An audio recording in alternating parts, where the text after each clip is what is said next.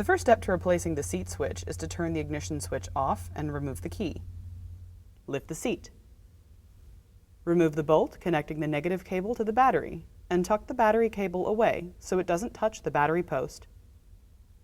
Remove the retaining bolt and washer from the seat bottom. Press the seat adjustment lever and slide the seat fully forward.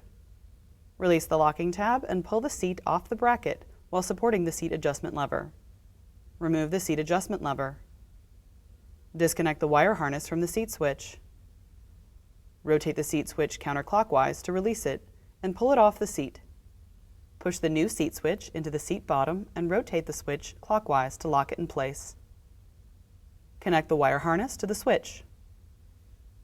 Reinstall the adjustment lever and support it while you snap the seat back into the bracket. Reinstall the retaining bolt and washer. Reconnect the negative cable to the negative battery terminal. Lower the seat.